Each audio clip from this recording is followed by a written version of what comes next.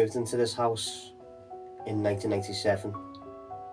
When I was a child, kids can obviously see like spirits in the UV light compared to what we can when we're older. And there was one occasion when I was up the stairs playing with my toys, and my mum was up the stairs, and that to the stairs there was like an attic. So you had like my bedroom at the front, and then you had another bedroom at the back, and then you had these stairs going to the attic. Remember as clear as day. So as I was playing with my toys and stuff, I thought, okay, I'll go to the toilet, which was literally down the hallway. And then the next minute, I seen this big black mass coming up the stairs. So I quickly went in. I was only like 7 at the time. Quickly went in.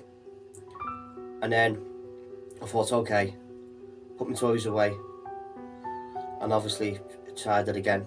Went to go to the toilet. And the next minute, no word of a lie, the door just started swinging like that. There was no wind because I went in there to check.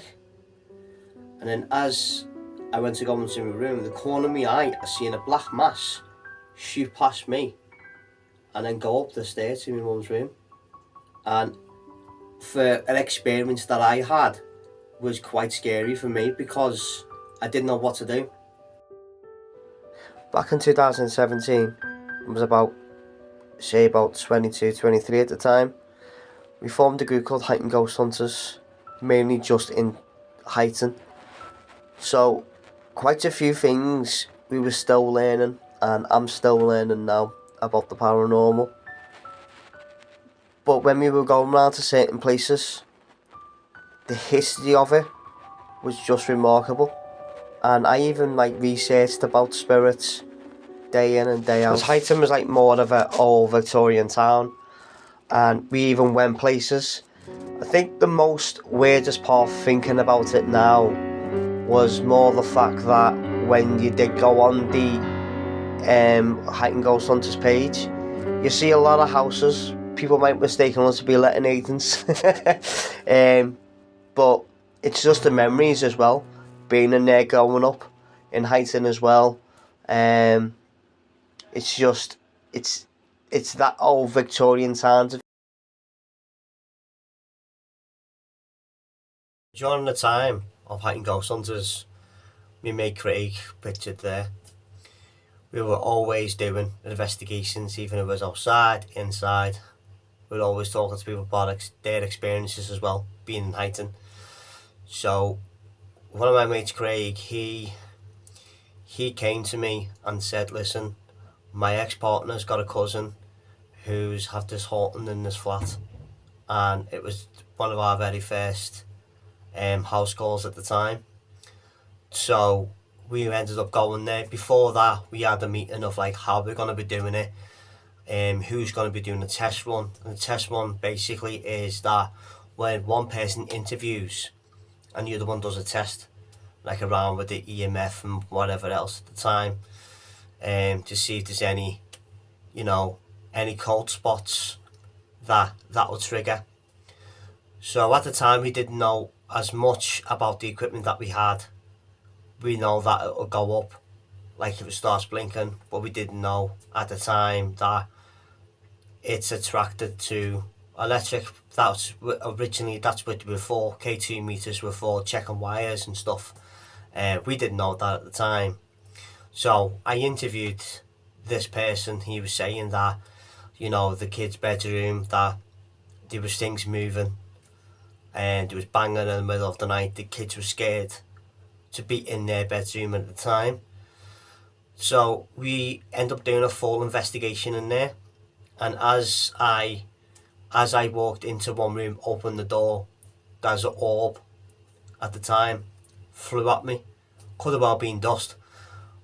But we took pictures, we took EVPs, we took everything we could have. But as soon as that investigation finished, I only got told that there was a demon board underneath the kid's bed just after the investigation, and the person that were living in the flat didn't tell us anything about the board that was underneath. Problem was, I seen the bulb but did not see the plant yet. So we end up doing a full investigation. Said to him that there is a haunting in a certain part of the flat. We told them that basically you need to cleanse it all out, cleanse the air out with like sage and stuff. That's what we could have done, because we're not like demonologists or anything to tell them anything further. But yeah, that was my first house investigation, and to be fair, it was freaky as hell. So it's this school I went to, but it's not about the school I'm about to tell you, it's about the road that it's on. So me and Craig were going around on our bikes doing investigations that we always do, and we heard a woman say something unusual. I think it was Angolia. As soon as we turned round, no one was there. So we asked a woman, a spiritual woman, what it was, and she said, that's where I lived. So years passed. Me and my mum moved in with my auntie and my cousin. And during this investigation that I'd done beforehand, so we were going round hiking again. We used to have this place called Slippery Alley. So we were going in and out of the town centre. And then we thought, okay, get it early night. Then Craig says to me, we've got another house call. So okay, fair enough. So I put my walkie-talkie on charge, and so did Craig, but he muted his and I muted mine, put it on charge. Falls of nowhere, there was a full-on demon voice coming out of the walkie-talkie. So the next day I showed him the footage, but also I told him something else that literally scared the crap out of me. So I went to bed. I thought, okay, I'll listen to music. Now, I'm a big Type O Negative fan, so I thought, okay, I'll listen to it. And then the next minute, I thought, it's dead light in this room. The curtains were closed. And no word of a lie, my uncle, who passed years before I came to the property, shows himself. And I was trying to speak to him and he did not say anything. I said his name, and he was only interested in looking for his cat, because the cat died with him. And it was just one of them it was the second occasion that I actually seen at that time a full body apparition coming to me, and he was just looking. All he was doing was looking for his cat. So the next night we carried on doing what we're doing. But this one occasion, me and Craig was stood there and thought, am I seeing what I'm seeing? And it was dead foggy. And next minute we seen on this road a woman in a wedding dress casually walking. There was no cars whatsoever. Casually just walking up to the lights. And then next minute she just vanishes into thin air. And at that time, Craig had to move to Preston. And then I was on my own then.